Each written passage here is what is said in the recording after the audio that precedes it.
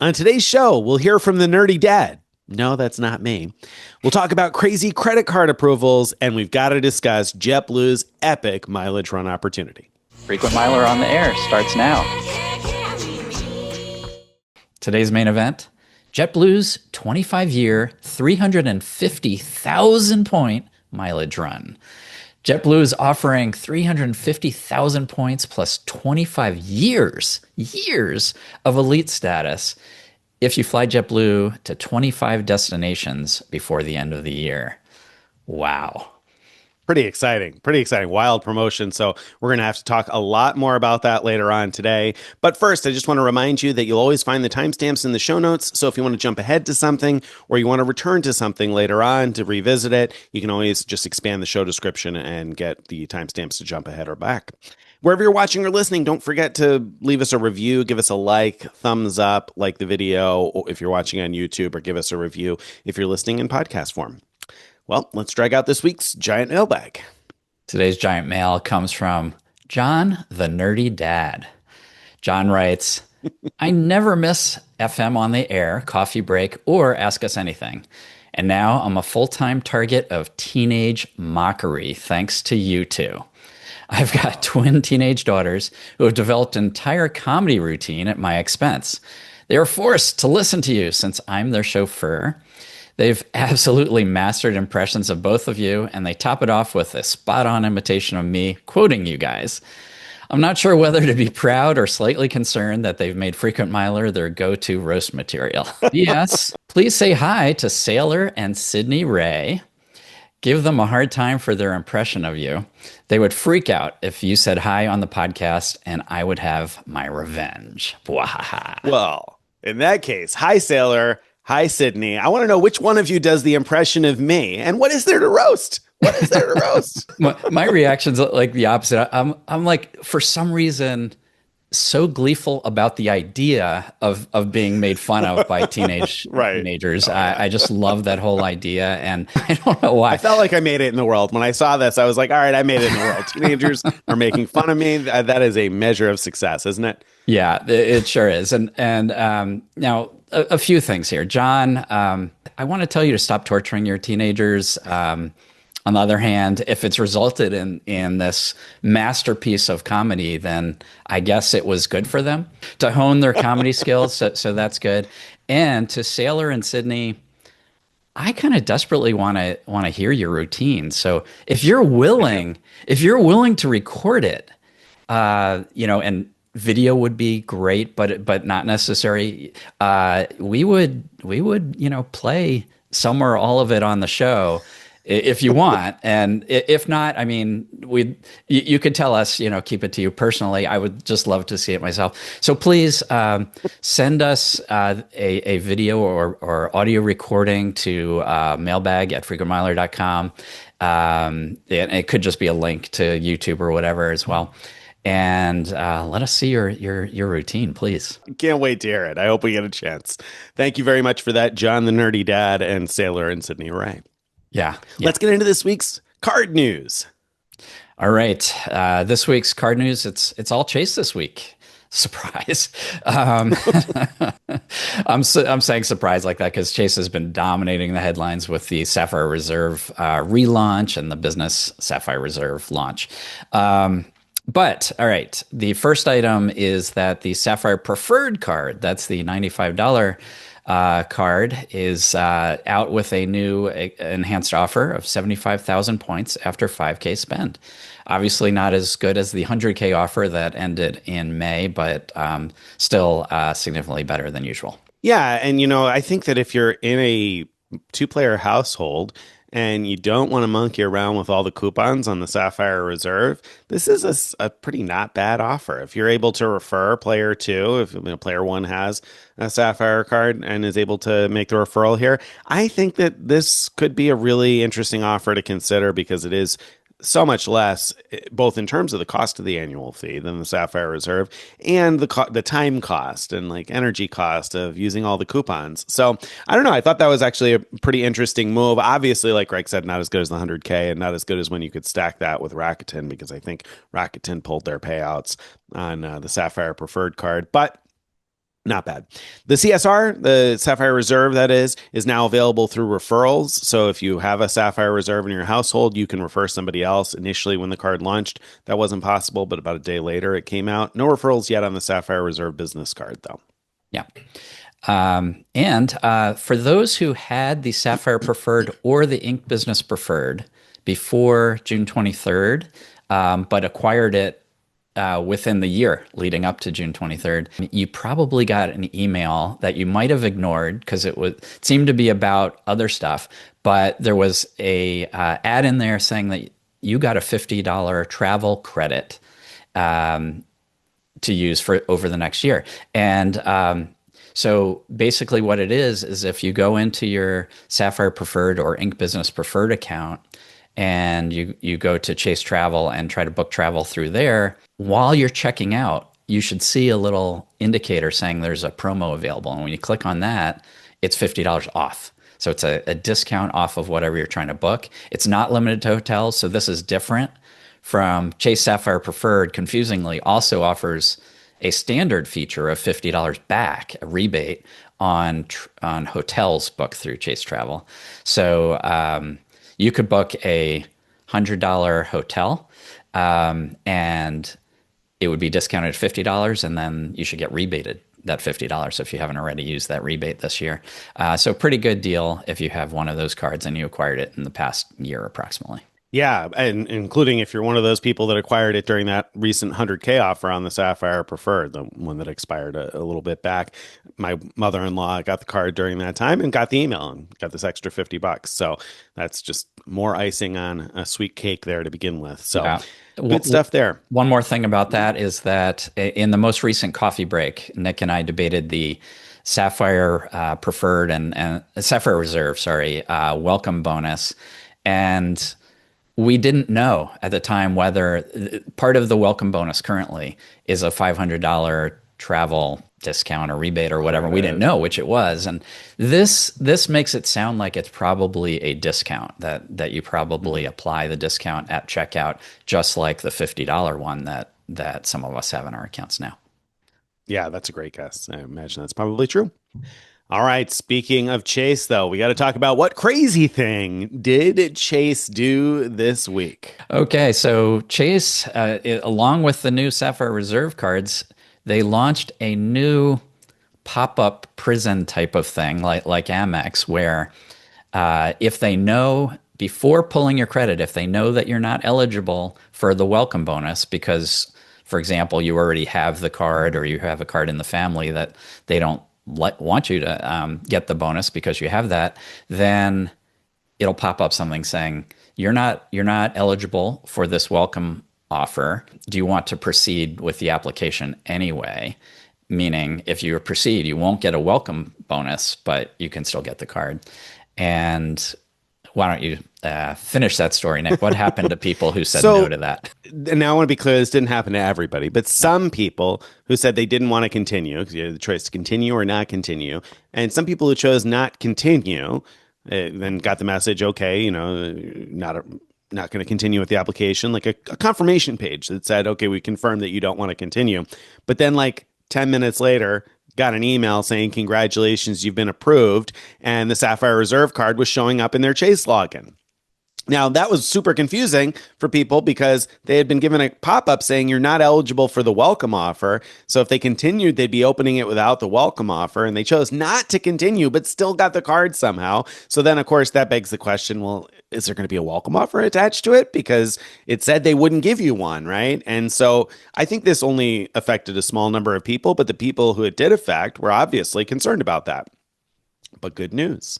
Chase saw a post about that, and it turns out that they have identified whatever this glitch was and the people affected by it and are reaching out to them and are going to honor the bonus for the people that had that situation. Now, it's really specific. It's going to have to have been that you, again, were told you wouldn't qualify for the bonus and you chose not to continue with the application and somehow got approved anyway, it was a glitch in the system. And so they're going to fix that for the people that were affected by that. I don't know how many people it was, but we had heard from a few readers about it. So it at least happened to some of you out there. So that's good news that it's getting fixed, right? I mean, and that a pretty quick response to get that fixed. So that was great. I don't know, credit where credit is due on that. If computer glitch happens and at least you take responsibility and fix it, then awesome. And and it turns out to be a really nice situation for those who are in the situation, because they get the welcome offer, which is what they're hoping for, despite not meeting whatever rules. And I'm saying whatever rules because Chase is no longer as explicit about what the rules are that are going to cause the pop-up as they used to be. So they're less explicit about the rules, but the pop-up makes it more explicit whether or not you'll get the bonus. Yeah, and there's one thing I wanted to backtrack on that you said, because what you said was accurate, but it maybe leaves out some of the story for some of the people. So you mentioned that if you have a Sapphire Reserve already, or you have a Sapphire Preferred and they decide that you're not going to qualify for the bonus, then you'll get this pop-up and it says, we haven't pulled your credit yet. Do you want to continue even though you're not eligible for the bonus? So that situation, again, is you have a Sapphire Reserve, you have a Sapphire Preferred, and they decided somehow. Now, conversely, if they just determine you've had too many new accounts, so you're over 524. There are some people that have been approved over 524. I should mention that, but some people who weren't. And so if you are over 524 and they deny you for having too many new accounts, they do pull your credit before they give you the pop-up. And then they give you the pop-up and say you're not eligible for the bonus. Do you want to continue or not? And in that case, your credit will have been pulled already, and they'll see that, oh, sorry, too many new accounts, no bonus for you. Do you want to go or not? And in that case, I haven't heard about anybody who got the pop-up for that reason and said no and still got the card open. So that's a different situation. But I wanted to mention it because I knew there'd be some people out there that'd be like, I got the pop-up, but I got a hard pull too. And that's why it's a different situation. That's a really good point. And so if getting hard pulls is a concern for you, that's something to keep in mind. I still think this is better than how it used to be because, well, as long as it's working correctly, because sometimes you do want a card even without the welcome offer. And so this gives you a chance to get that. It used to be you would just be denied the card altogether. Yep, absolutely. I agree. I think that's an improvement overall, and I'm not terribly concerned about number of hard pulls. So I wouldn't be too worried personally about that anyway. So, all right. Let's talk next about awards, points, and more. We got a couple of quick hits here. First up, Citi is out with a couple of transfer bonuses through July 19th. So you can get a 20% transfer bonus transferring your Citi ThankYou rewards to Air France KLM Flying Blue, or a 50% transfer bonus transferring your Citi ThankYou rewards from Citi to Accor Live Limitless. And so with that bump, then you're getting, I think about 1.76 cents per point in value. Is that right? Yeah, based on current exchange rates. Yep. Because of course, the core points are like a sort of cash-based currency. And they're based on the euro. So each core point is worth 2 euro cents, but you only get half a core point per Citi point without the bonus. Yeah. And so anyway, it works out to 1.76. Works out 1.76. I trust your math on that one, Greg. Good. Okay. What else? And then also we have Hilton. We've talked many times about their partnership with small luxury hotels of the world. And we have an update that there are 21 more participating SLH properties in that relationship, which is great, with 4 having gone away. So pretty big net gain there. Yeah, some of those look pretty cool. So it's worth checking out the post. You'll find, of course, a link to the post in the show notes. So you should take a look at it. The caves one in Italy. I feel like I've seen pictures of that before, I think, and that looked pretty cool. And the one in Massachusetts, I'm kind of curious about. So check out the post. Also, in awards, points, and more, I wanted to note that Capital One Shopping, we've talked about how they removed most of the good gift card redemption options. And I think the last time this came up, I still had a few good ones when we were recording. And a couple of hours later, a couple of those good ones that I noted were gone. I was super frustrated with it. However, a couple of days ago, a lot of people reported the return of hotels.com and REI, and a lot of people are seeing some other things like Lowe's and Ace Hardware that could be useful depending on your situation. So if you've been sitting on a whole bunch of Capital One shopping rewards, and I had a bunch from my recent trip to Europe, and you were waiting for something to come back, check, log into your account and check. There's no guarantee you're going to have those because it seems to vary by person as to which redemption options you have. So I redeemed most of my rewards for hotels.com because I know I'll use that and I don't want to wait around for it to get pulled again and not have it when I need it. So take a look at that if you're sitting on Capital One shopping rewards. All right, that brings us to this week's main event. Main event time. JetBlue's 25-year, 350,000 point mileage run. So JetBlue is celebrating their 25th birthday. So, well, I guess it's been 25 years since they started 25 JetBlue. years. That's Happy birthday longer than I would have guessed. But anyway, so Nick is kind of singing a birthday song to JetBlue in the background here. So happy birthday to JetBlue. And here I'm getting roasted for my singing skills by not a teenager, but Greg the frequent flyer. Oh, I'm sure the teenagers will roast you too.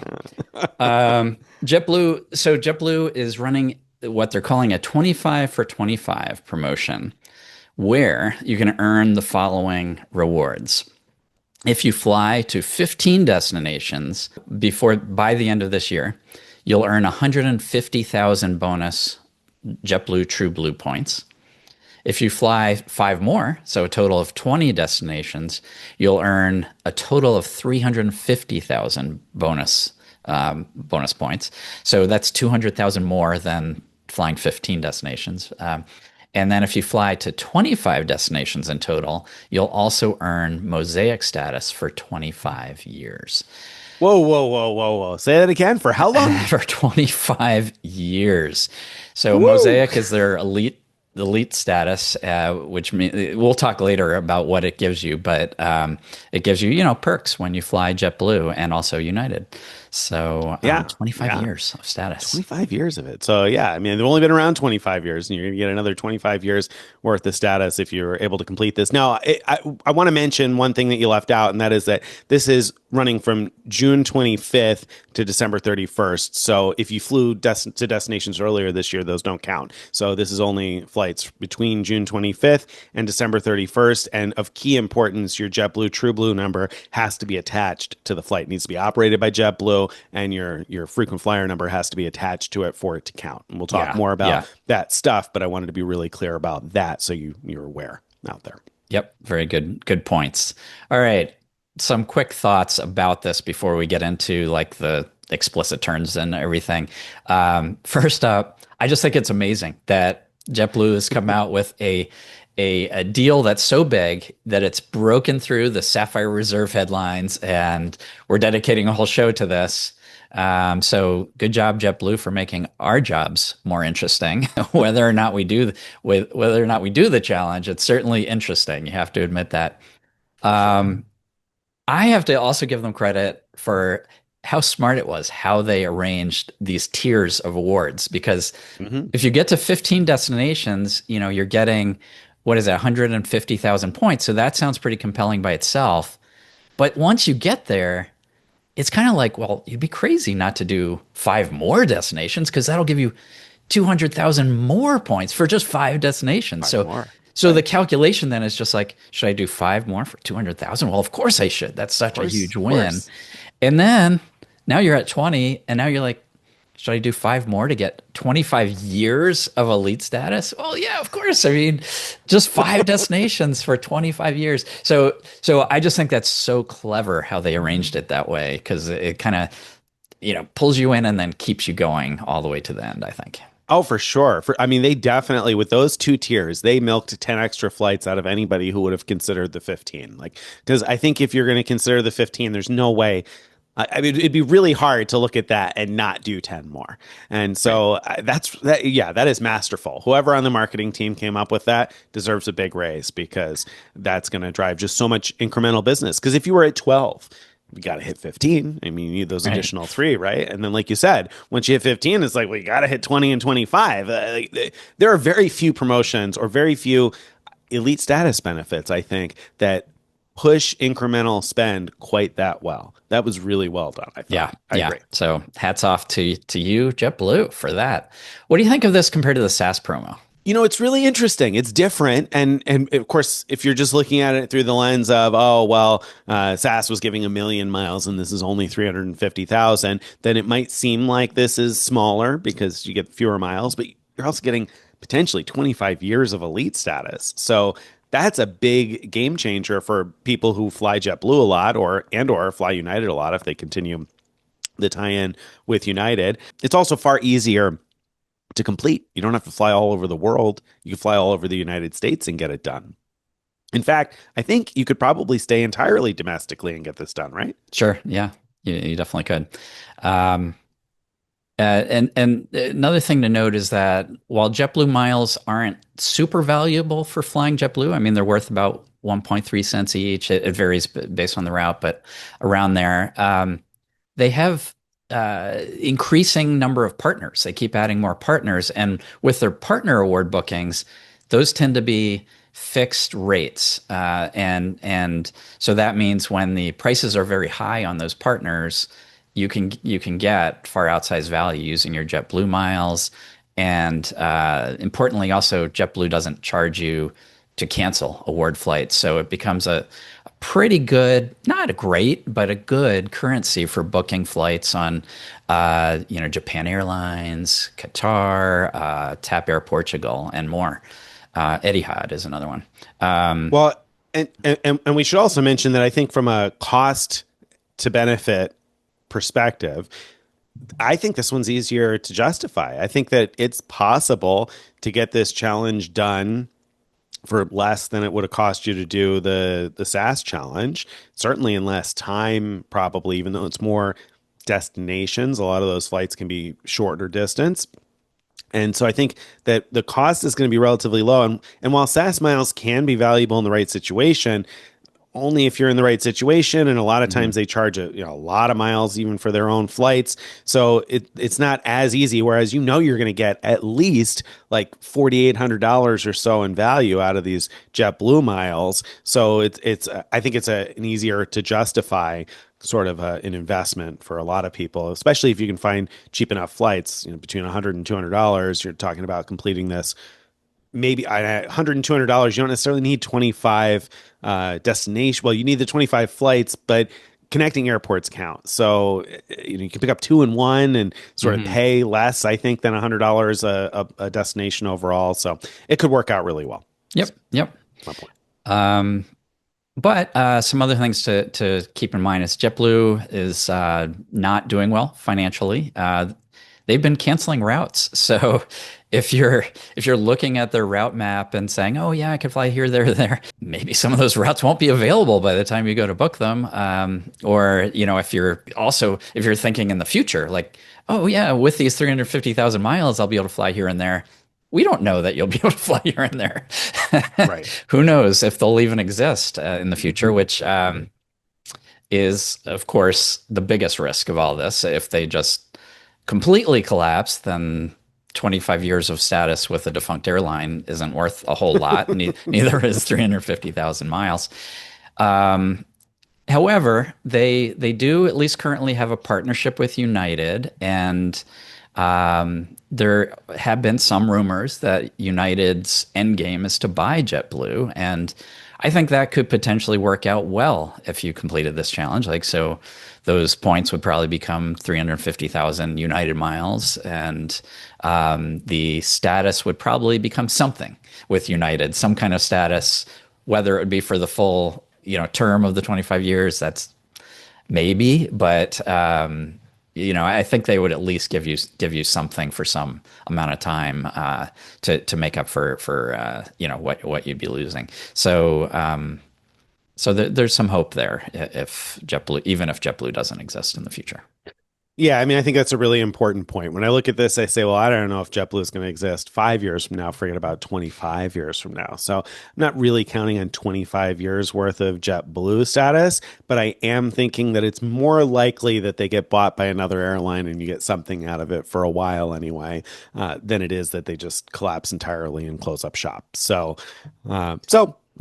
long as that happens, as long as they get bought by another airline rather than just closing the doors, then hopefully we'll all make out pretty well one way or another. All Right. right, let's talk about the quick terms here that I mentioned a couple of things, but there's some more important things here too. So, quick terms, you have to complete your flights by December 31st of 2025, so between June 25th and December 31st. JetBlue operated flights only, so if you're booking some sort of a partner type of a flight, those don't count, only the ones that are operated by JetBlue. Blue basic fares are not eligible, and that's maybe one of the most important things you need to know about this. You cannot be booking the Blue basic fares. Those will not count. You need Blue, which means it's going to be more expensive whether you're booking with cash or with miles. Speaking of booking with cash or miles, award flights count. So you can use your JetBlue TrueBlue points to book awards, and those will count for this promotion. But surprisingly, we've been told that even flights booked with partner miles will count as long as you get your JetBlue TrueBlue number attached to the booking. So that means you could use potentially Qatar miles or Etihad miles or something else to book JetBlue flights and then get your JetBlue number on that, and that should count. That we've been told from JetBlue that it will, so hopefully it does. So you can use award flights, cash and points, even JetBlue vacations bookings. All of those will count. Each airport you go to is a separate destination. So if you're in New York, you could fly back to New York into JFK, LaGuardia, and Newark on separate trips,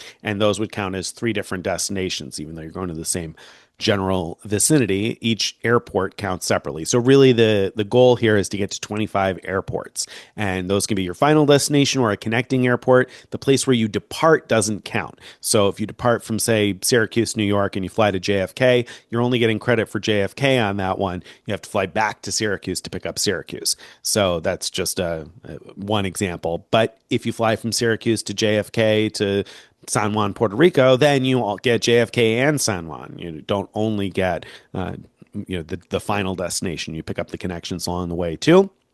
And when you get Mosaic status, that will include Mosaic 1 status. So again, after you've completed 25 destinations, 25 airports, you'll get Mosaic 1 status for 25 years, and that comes with a perks you pick selection. So since a big component of this at the 25 destination level anyway is Mosaic 1 status and that perks you pick selection, we should probably talk about what the benefits are of Mosaic 1 status. So Yeah.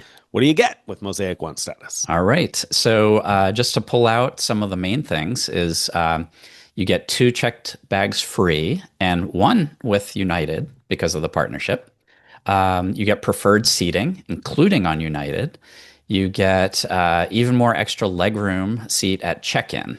And that includes on United getting United Economy Plus upgrade at check-in. Obviously these are if those seats are available when you check in. You get same-day switches, so free same-day confirmed changes with both JetBlue and United. Now, the perks you pick, every year you get to pick one of these from a list of perks you pick. So that means you'll be able to do this for 25 years. Pick one of these if JetBlue is around that long. Will they be doing a 50-year birthday celebration in 25 years from now? I don't know. But if they are, you'll be able to do one of these every year. I just pulled out 2 because I think these 2 are potentially very valuable. One is a pet fee waiver. So you can, if you like to travel with your pet, waiving the fees for traveling with your pet can be huge cost savings. And the second one I want to call out is 15,000 points. You could simply get 15,000 points every year for 25 years. So that's potentially a big collection of points over time. You know what? There's one more that I want to ask about. I should have asked you about this before we even started the show, but I got looking at it and I had this in mind to ask about because I think, correct me if I'm wrong, hopefully you're looking at a list of the perks. I think one of the other perks you pick, can it be a gift of 20 tiles to somebody else? Yeah, that's right. And And I'm going to bring that up because later on I'll talk about the potential of doing this with my family because I've thought about if I did this, each of my family members could choose to give me the 20 tiles each year and get me potentially pretty close to Mosaic 2. So that's another one that may not be as appealing to everybody, but if you're doing this as a family and you want to get somebody to a higher level of status, that could be one that might be appealing. Although the 15,000 True Blue points, I mean, if you're able to do that for 25 years, that's well over 300,000 more, right? So that's if they kept it around for 25 years, if the airline was still there and they continue the 15,000 miles, that would probably be pretty valuable over time for a lot of people anyway. Yeah. All right. Some things to know about JetBlue before you decide to do this. Some of this, it's not as easy as it sounds at first, or at least sounded at first to me until I thought more about JetBlue's routes. So their primary hubs are JFK in New York City and Boston. Like those are the primary hubs. The vast majority of flights go from or to those two hubs. And so, when you look at the fact that they have flights to LA, Vancouver, Seattle, like a bunch of airports on the West Coast, well, they all go to Boston or JFK, almost all of them, to Boston or JFK. And so when you're thinking about getting a lot of destinations in and trying to think about, could we build in a multi-stop route? Usually the answer is no. And once you've checked off JFK and Boston from your list of 25 destinations, all these other flights that go out somewhere and come back to JFK or Boston are not adding, like the return to JFK and Boston wouldn't be adding any more to your list. They also have lesser hubs in Florida. Fort Lauderdale and Orlando are a couple that have a number of flights out. And then there's even smaller sort of like focus city airports, I guess, with more than a couple flights out from them, but not that many. Yeah. They also have 7 European destinations, which is great. Those are all from JFK and Boston. You might have thought, if you're anything like me, like when you first saw this promo, great, I'll fly to London and then fly home from their Dublin route in order to get 2 European cities in. But that won't work because you have the Dublin would count as the originating airport, and that's not counted. It's only where you land, which would be Boston or JFK again, that would count on that flight. And there's no flights within Europe on JetBlue, so you can't fly from one city in Europe to the other. So even though they have the 7 European destinations, it would be really tough to get all of them. It would require 7 different flights to Europe. They do have a good number of Caribbean destinations, so there is a possibility of flying around between Florida and the Caribbean quite a bit to knock off a lot of destinations that way. And they do serve some of those Caribbean destinations, not just from Florida, JFK, and Boston. So there are some, not very many, but there's a handful of routes like from DCA to San Juan, I think is one of them. And then, so there's a few like that where you could potentially like fly to San Juan from someplace and then fly out of there to pick up a different airport on the way back. And so there are some opportunities for East Coast residents. It's a little bit easier, still not easy, but a little bit easier to kind of piece together hopping around instead of so much backtracking. Yeah. For anybody based on the West Coast, forget it, you're gonna have to move to the East Coast for a while to get this done. It does seem like it, yeah. There are some Central America and Northern South America destinations too. And, but as I mentioned already, there's no West Coast to West Coast routes. If you're on the West Coast, you got to fly all the way back to the East Coast if you want to stay on JetBlue. Yeah, so that definitely makes it a little bit harder for anybody that's West Coast based that doesn't have like a super flexible online type of a job. I think it'd be pretty hard for somebody based on the West Coast to really consider this unless you just happen to be traveling to at least a number of destinations already, and then you can kind of build on to those trips perhaps, but it'll be a lot harder. And it makes it kind of frustrating too, even if you're based on the East Coast. if you want to pick up a West Coast destination, it's like you got to basically fly round trip to pick up one place. There's a little bit of flexibility, like you can fly from, for instance, Boston to Los Angeles, and then fly from Los Angeles to Newark, I guess, to pick up two different places. But there's not a lot of differentiation on the way back. Once you've picked up the New York and Boston airports, then all your West Coast flights are going to go to one of those. So, Yeah. Yeah. so anyway, that's that. Let's talk about getting status in time for the promo. Well, why would you want status, Greg? You're going to get it for 25 years. Yeah. Well, if you're doing the promo, you're going to be flying JetBlue an awful lot. So having status while you're doing this will obviously help you. You have a better chance of being in extra legroom seating, even if you paid the lowest qualified amount, meaning not Blue Basic. And so yeah. So obviously that it would be a good thing to have. And I guess you'll also earn more rewards on paid fares and things as well. Why don't you start there? We've got three ways of earning Okay. status in time for the promo, or at least for part of the time of the promo. Right, right. Tell us about how Dunkin' Donuts, how do they come into play here? Greg, I know you don't understand this, but America runs on Dunkin'.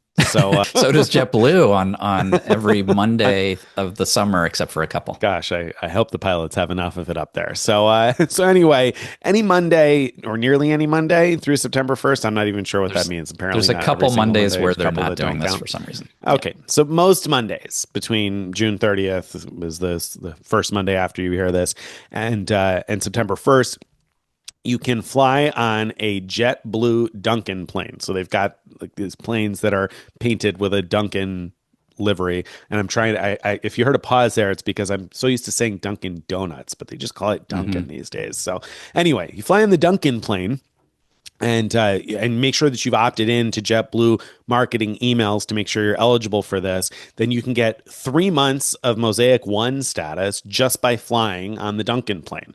So that's kind of crazy. So if you are listening to this as soon as we publish it, this Monday, June 30th, the Dunkin' planes are going to be departing Orlando to LaGuardia at 7:19 a.m. That's flight 598. LaGuardia to Orlando departing at 10:50. Orlando to DCA at 2:35, and DCA to Palm Beach at 6 p.m. So, so it just occurred to me as you're reading this that you could get what, four destination if you flew all four of those routes in the same day. You just stay on the airplane while they're cleaning it and Right. everything in between. They probably wouldn't let you do that. I'm sure they'll let you do. Right, right. Um, Right, but you could you potentially could, fly those, right? yeah, you could. So you could get four destinations in one day. So that'd be kind of fun. And so maybe we'll see everybody there. And then you would get Mosaic status for 3 months, Mosaic Yeah. 1 status. So you'd have status for at least a big chunk of time. Now, which Monday you want to do this might vary depending on when you think you're going to be able to fit in most of the flights. You may not want to do this coming Monday, which I assume flights this coming Monday are probably not super cheap anyway at this late stage. Then you want to keep an eye on this. How do people know which flights are going to be the Dunkin' Yeah, flights you've every got to Monday? check their website for this promo the Tuesday before the Monday you want to fly. So they don't give you a lot Tuesday of lead before time the on Monday. this. Yeah. Yeah, and I'm just looking it up, and it looks like LaGuardia to Orlando, that flight at the time we're recording this is like $270. So you got to decide. By the time you listen to this, it's probably going to be even more. And who knows? Maybe one of those other routes are a little bit cheaper. So you can take a look anyway. All right, so that's Mhm. one way to get it. What else can you do? JetBlue Vacations has a promo that on the surface doesn't sound very good. You get Mosaic 1 status if you book a $4,500 or more vacation package to Europe for travel through the end of October. And then that status will last through December 31st, 2026. And if you already have Mosaic status, you'll be bumped to the next Mosaic level just through the end of this year, though. Mm, mm. So if you already have Mosaic status, this could be, I guess, a way to bump up and or to get it from scratch if you don't already have it. But here's the reason it's not that good. Besides requiring Europe, um, $4,500 is $500 away from how much you'd have to spend on JetBlue stuff to get Mosaic One status anyway. So if you book $5,000 worth of travel through JetBlue, that gives you the 50 tiles you need for Mosaic One status. So this is at best saving you about $500. Except, here's the thing: if you're booking for a family, the entire if you're booking for a family, what normally happens is the tiles are divided by how many people are flying. So if there's three people flying, then a $4,500 vacation package would give each person 15 tiles, if I did my math right. Yeah, yep. But this would still give you, the person booking it, Mosaic One status. So that's where it could be an advantage. So if you're booking with a family, then the primary person booking has that advantage. All right. Had to get that one out of the way because there's a much more interesting option if you already have status in one of several airlines. So, Nick, why don't you tell us first about sort of the generic version of this status match, and then I'm going to talk about a special version that's just available for American Airlines and Delta. Okay, so if you've got status with American, Alaska, Delta, United, Southwest, Spirit, or Frontier, you can match to JetBlue and get 3 months of trial status. And so you'd get to have the perks for 3 months, which is probably what matters to somebody trying to complete this challenge. And then you can keep the status through 2026 if you earn 10 tiles by the end of that 3 months, I assume. Right. So you'd have to spend $1,000 on JetBlue flights to earn 10 tiles, or if you got the JetBlue credit card, JetBlue Plus credit card, JetBlue Business credit card, then spending $10,000 on your card would earn you the 10 tiles you need in order to keep Mosaic One through 2026. Yeah, and you could get to higher levels by earning more tiles. But I want to point out that keeping it to the end of the year until your 25 years of Mosaic status starts would be kind of a no-brainer if you're doing this because Right. To earn the 10 tiles during the challenge period, you're probably not flying JetBlue enough if you don't earn them just from the flying. Well, yeah, yeah, sort of. Except that if you're booking award flights, you don't earn tiles for those. I don't think, right? Just if you're booking paid flights. So if you're looking to do the challenge entirely on award flights, then you wouldn't probably earn the tiles from those. But think you're right. $10,000 spent. Yeah, I'm not actually sure whether or not you earn tiles from I'm flying not awards, but I positive think you're either. probably right that you don't. So to be determined. All right, where this gets more exciting is for American Airlines elites that have Platinum Pro or higher status, or Delta Platinum elites or higher, and it's a similar idea about the matching. You get matched to Mosaic 2, but only if you sign up for the match by June 30th. So hurry up if you're listening to this on June 30th. Press pause and go apply for the status match. And the reason it's interesting is because you have a chance of getting upgraded to Mosaic 4 for the rest of this year and all of next if you earn 50 tiles by the end of this year. And so the reason that's exciting is Mosaic 4 gives you 6 move to mint certificates. So those certificates can be used for upgrading to mint business class, which is available like on flights to and from Europe or long haul flights across the US and some flights to the Caribbean.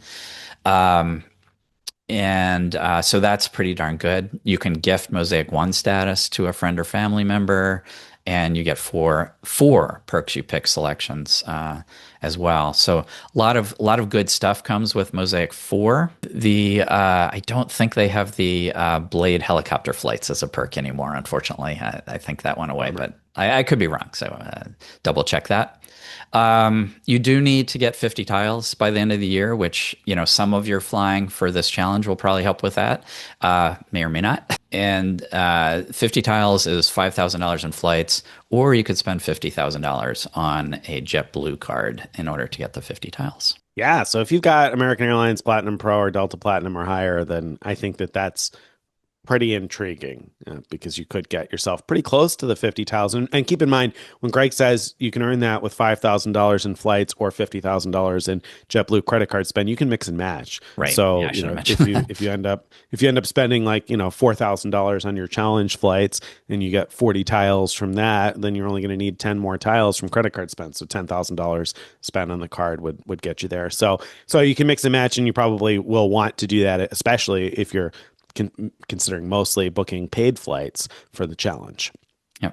I think now we need to talk about JetBlue credit cards because even if you're not thinking about doing the status match thing we just talked about, if you're thinking about doing the 25 destination bit, which is the big bit, then having a credit card might be really, really helpful for a few reasons. One reason is maybe it might not really matter that much whether you get Mosaic 1 status in time for the challenge because these give you some perks right away, like free check bag and better boarding groups and stuff like that.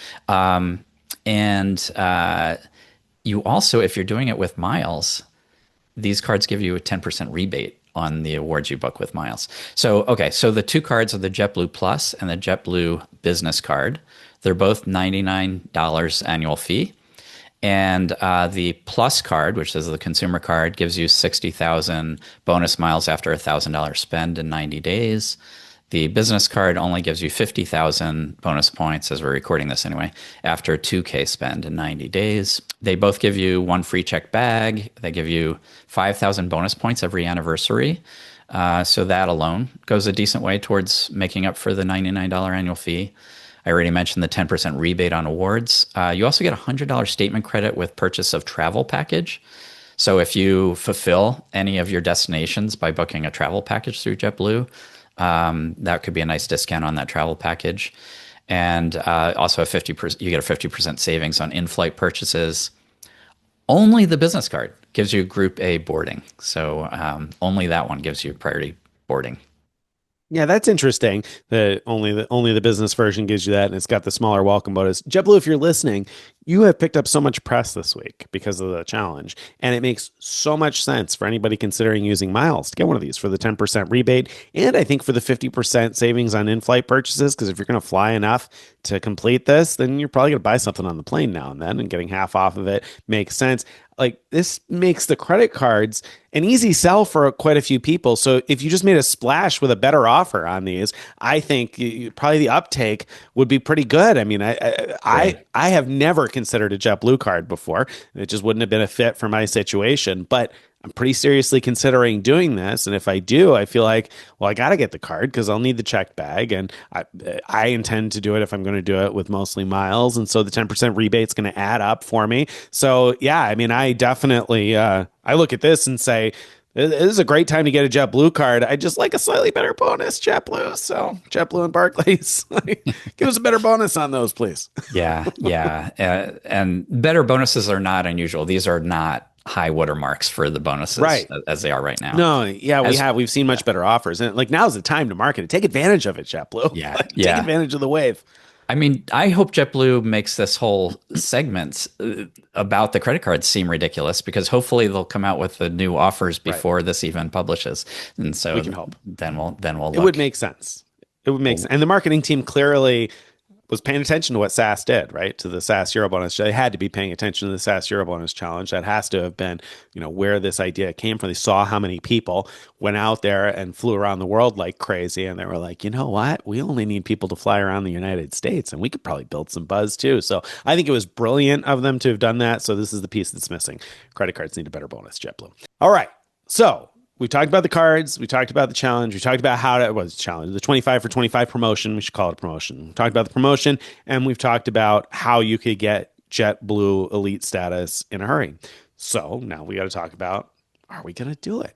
So I'm going to jump ahead and ask you, Greg, you going to do this thing or what? I'm currently right on the fence on this. I almost minute to minute go back and forth about it. I wrote a post about my initial thoughts and how I started off like I'm definitely going to go for this, and I'm gonna design a whole bunch of weekend trips for my wife and I to take, so we'll both earn this.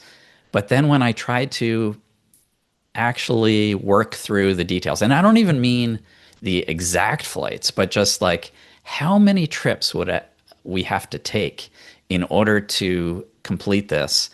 And looking at like my wife's schedule, for example, she works full time. So we'd be looking at mostly weekends and how many weekends then would we be gone from home between now and the end of the year? And it's looking like most. We'd be gone most weekends, and that's not great. Like we're okay doing that for a month or two, being away every Yeah. weekend, but doing it like for months on end, that gets very tiresome. And so, Tiresome, and presumably, if you like where you live, you probably don't want to spend half the year away on the weekends, right? yeah, that's a good point as well. So I kind of am going back to the drawing board, and I'm seeing more opportunities. So the hard part is finding opportunities to bake more than a couple destinations into a weekend, and I'm starting to see some ways of doing that, like the Duncan flight. Like, what if I just sat on a plane all day? Go back and forth. If they're going to go to different routes, then I can knock off some destinations that way. Now, if I end up doing something like that, I wouldn't drag my wife along. It would be like something she goes to work and I go. My work then would be like sitting on JetBlue planes all day, which It's sounds tough. It's torturous. labor of love. It's a labor of love, folks. It sounds torturous, but hey, maybe I could announce some of my flights ahead of time, and maybe some other people doing this would join me, and we would be a big party in the sky. So that it could be a lot of fun. Yeah, yeah, absolutely. Certainly could be. And I read your post with interest to see what you were doing because a number of people asked, are we going to make this a frequent miler challenge? Because, obviously we did with the SAS Eurobonus challenge. And as people asked that question, I thought to myself, this just doesn't make like it feels like a frequent milery thing, right? Because like I couldn't get it off my mind yesterday. I spent all day Yeah. like looking at flights and routes and how we can make it work and dates and times and blah blah blah. So I actually did spend quite a bit of time trying to design an itinerary to get this done and figure out what it would cost and blah blah blah. Because that's just like that's the way we're built. We're built to think about those things. But that said, I thought to myself, well, Stephen lives in the UK now, so flying around on JetBlue is certainly not easy for him. And Tim being based in Seattle, forget about it. I mean, again, like I said, you have to kind of move to the East Coast for a while to Yeah. get this done. So it's not very realistic for him either. Right. And then you're in the same situation, right? Where you'd have to keep flying east. Yeah, it's not nearly as out of the question for me as it is for those guys but yeah, I would have to fly literally from Detroit, which is my local airport. I would have to fly to New York or Boston every time to start flying because those are the only JetBlue flights from Detroit. But I'm close enough. Like I could do things like fly to Orlando and start my flying there pretty easily by just flying a different airline, to get there. Right. And that would just be much harder for Tim because it's like a 5 hour flight or Right. more for him to get there, and obviously much harder for Stephen to fly from London, yeah, Right. and from London, and he's not even where he's living Not is even is close not to even in London. London, Yeah. so he'd have to get to Right. London each time. That would Yeah. be ridiculous. Right, right. And so I'm the only person that it would really make sense to do this, and it would make sense in a lot of ways because so I live about 3 hours from New York City, about 2 hours and 45 minutes from Newark Airport, and then JFK and LaGuardia. It just depends on the traffic situation, but within 3.5 hours on a good day, 4.5 on a bad day, I could be at those airports. They fly to and from Hartford, which is about 2.5 hours away from me, 2:45 maybe. Syracuse, about 2.5 hours away. They fly to and from White Plains, which is a little closer than any of those. This weekend we're going to be in Western New York, so I could presumably fly early next week out of Rochester or Buffalo. So there's quite a few options that are within a not totally unreasonable distance from me. Not close. Obviously, all those places are far. And then Albany, of course, my home airport's about an hour away, and that's another JetBlue airport. And then if I go a little further afield, even here within the Northeast, you got Providence and Worcester, Mass. And so there's a lot of different airports that they serve. Manchester still, I think, although I don't know, I think that's one of the routes they're cutting. But at any rate, there are a lot of places that I could fly from. But of course, flying from them is not particularly useful. I got to fly to them in order to pick up those destinations. So that makes it a little more complicated. I looked at this and I got really excited. And I said to myself, well, if we did this as a family of four, we were already talking about doing some travel in August, and we hadn't really firmed up what the plans were going to be for August yet. And I said, well, we could take the whole month of August. And, obviously my job is remote and mobile, and my wife has a lot of flexibility too. So we could potentially do this as a family of four. And I did some math and figured we could probably do it for less than 200,000 miles a passenger. And so if we were able to do that, do it for less than 200,000 miles a passenger, we'd each end up with 350,000 miles. So it cost us about 800,000 miles, I figured, and we would end up with about 1.4 million JetBlue miles. So we'd come out about 600,000 miles ahead over the family of four. And all of us would have elite status, presumably for 25 years. Now, obviously, I don't know that JetBlue is going to last that long, but if it did, or if the deal continued, if United bought them and it continued, then like we'd have elite status until maybe we have grandkids, because my kids are 7 and 5, so I mean they are 4, almost 5 anyway. So I mean they're going to be 30, 32 by the time that status would run out. And so there's part of me that's like, that's such a cool opportunity. And we wouldn't use JetBlue status all the time. But even if we used it 5 or 10 times in 25 years, it would be, worth something to us. And I'm sure we would use it more than that. And with United, I would certainly use it as well. So I was pretty excited about all this. I laid out a plan for my wife last night. I showed it to her and she's like, yeah, I don't know if I want to do that. So, so I kind of took the wind out of my sails. But Yeah. so I don't know whether we'll do it or not. But I find it pretty compelling, especially as a family of four, because JetBlue, I don't think, has a way to pool the miles at this point, but you can use your They miles to have book for family other pooling. people. Do they have family pooling? Look at that. Oh, yeah. So I was even wrong. So we could pool them all together, one big pile. I mean, it would be a useful number of miles, and whether we use those to fly JetBlue or we use them to fly like Qatar business class or something like that, I imagine we would find some good uses for the 1.4 million miles. Part of the hang up for me, though, that is, I don't know, has got me really right now kind of biting my nails to try to figure out what to do, is that I would rather do it with miles than with money, because I figure, if it would cost us, let's say, I don't know, $2,500 a piece, that'd be like $10,000. It'd be a lot of money to put into this. But if I could do it with 200,000 miles, that seems more appealing per passenger. However, doing that would really reduce the number of points that I have to transfer to Alaska/Hawaiian before June 30th. And what I mean by that is this. So transfers from the transferable currencies to JetBlue are not all created equally. They transfer 1-to-1 from Chase Ultimate Rewards and Citi ThankYou points. So if you have those are probably your best bet to transfer to JetBlue. However, I value my Chase points for Hyatt too much to consider transferring any of those to JetBlue, and I don't have very many Citi ThankYou points. So I would not be able to take care of many of these flights with Citi ThankYou points. So then that brings us to the other two options, main options, Capital One miles, which have a horrible transfer ratio to JetBlue of 1,000 to 600. In fact, when I got looking at it, I realized that I would use fewer miles booking the flights as paid flights and using my Capital One miles to erase the purchase at 1 cent per mile than if I have to transfer to JetBlue in all the cases that I had looked at. So, and I would earn miles on those flights. So I'd be better off using the purchase eraser, but still, I don't have 800,000 Capital One miles at this point, or 10 a million that I would need potentially if it was, say, 2,500-ish a person. So then that leaves me with Amex membership rewards points, which transfer 250 to 200 to JetBlue, which is not ideal because it's not quite 1-to-1, and you pay the excise tax for transferring to a domestic airline program that caps at $99. So that would be my other way. And we do have, I don't know, somewhere in the neighborhood of a million-ish membership rewards points. However, I had intended to transfer about 500,000 of those to Hawaiian in order to get those to Hawaiian and long-term to Alaska before that partnership ends, because June 30th is the last day to transfer Amex membership rewards points to Hawaiian Airlines. And so I kind of had that earmarked, and I don't like the idea of using up all of my membership rewards points on like something that is sort of Yeah. frivolous All like right. this. So you seem like really stuck on booking with JetBlue points. So why not?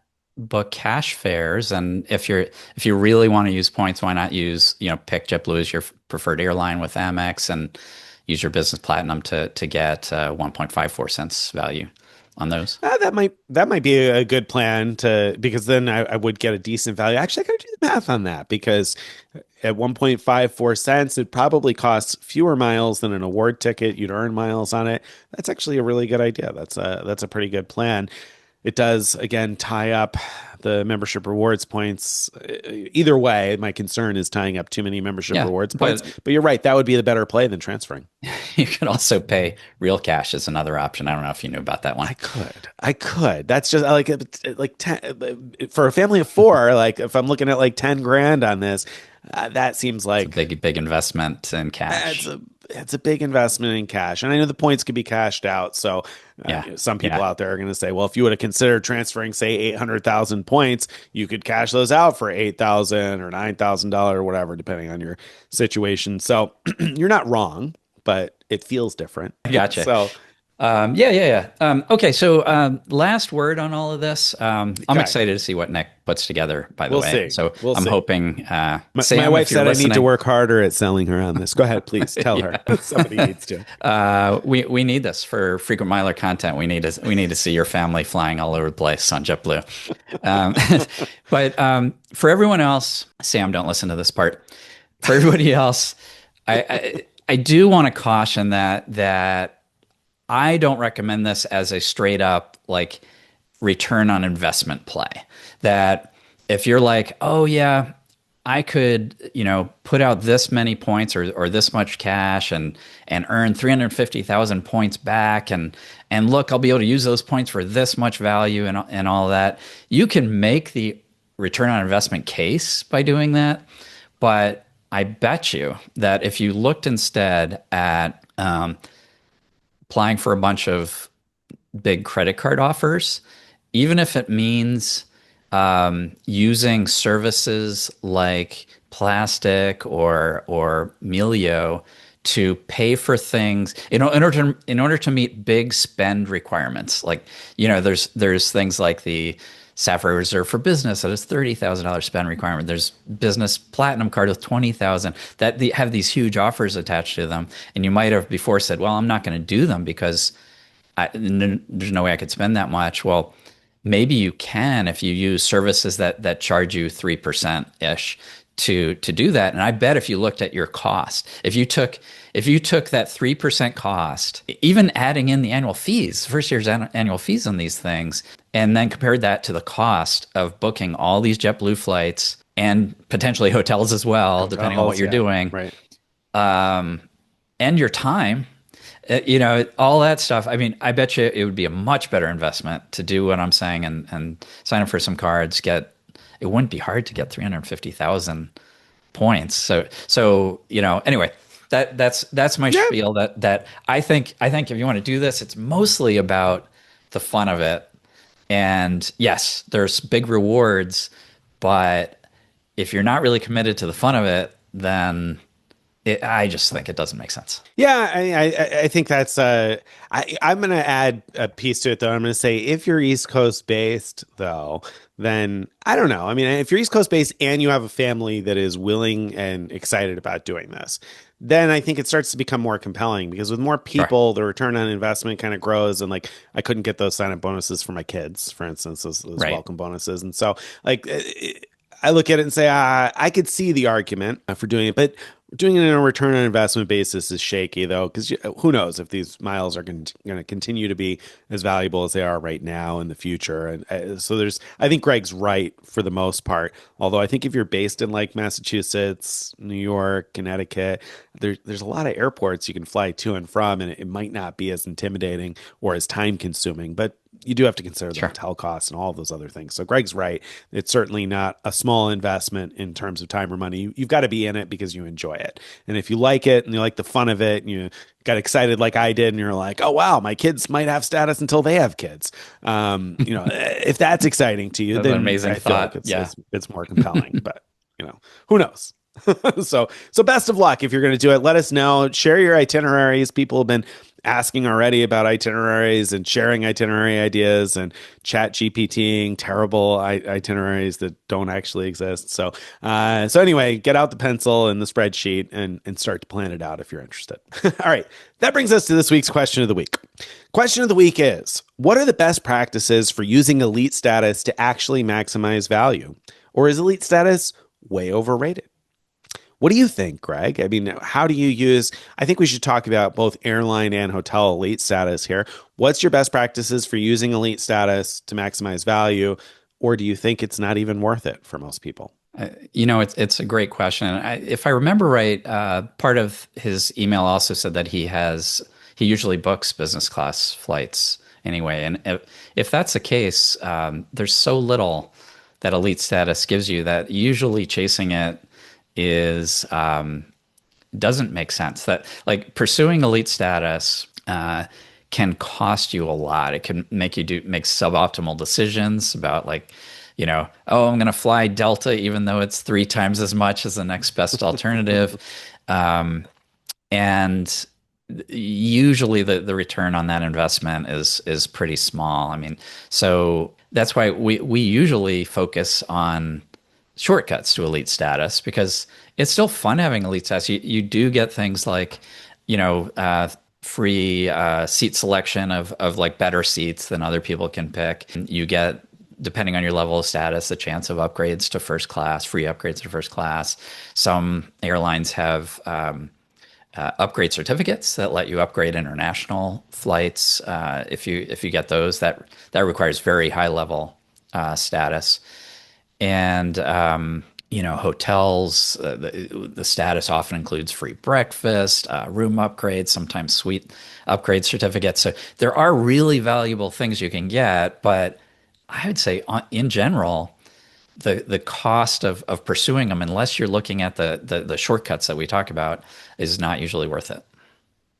Totally agree. I mean, as somebody who primarily is an award traveler and internationally is almost always, and I say almost always, anytime I'm traveling like for fun, so to speak, and not for like the SAS Eurobonus challenge or something like that for work. When I'm traveling with my family internationally, we're flying in business class using miles. And so just like John, I'm getting most of the benefits of elite status, early boarding, lounge access, all of those things, the priority check-in lane, all the stuff that you might think comes with elite status. So airline elite status has never really interested me until American Airlines started making lots of other stuff count, and then other airlines kind of followed suit and made lots of other stuff count. And now I enjoy the gamification of it a little bit and finding those shortcuts that Greg mentioned.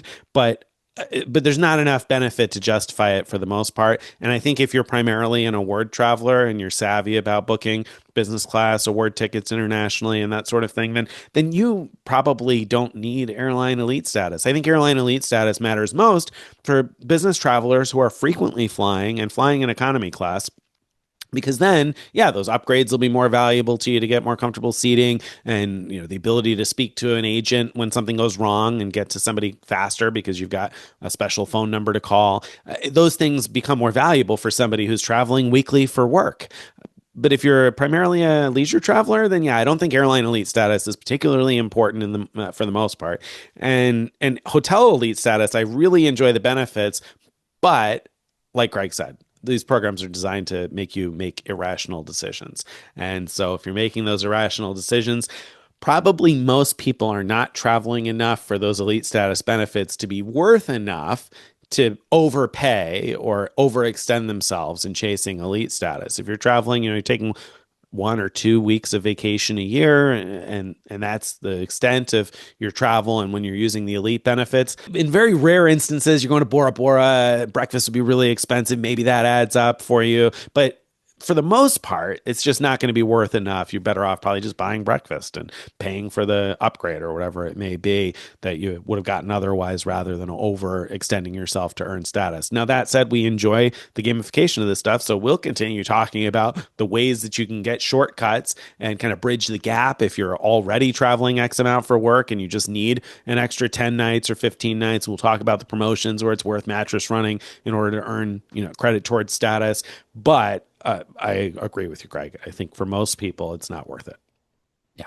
All right, that brings us to the end of today's show. If you've enjoyed this and you'd like to get more in your email inbox each day or each week, you want to go to frequentmiler.com/subscribe. Again, that's frequentmiler.com/subscribe. Join our email list, follow us on all the various social media, join our Frequent Miler Insiders Facebook group to ask and answer questions like that all the time. And if you have a piece of feedback that you'd like to be considered for a giant mailbag or a question that you'd like to be considered for the question of the week, you can send that too.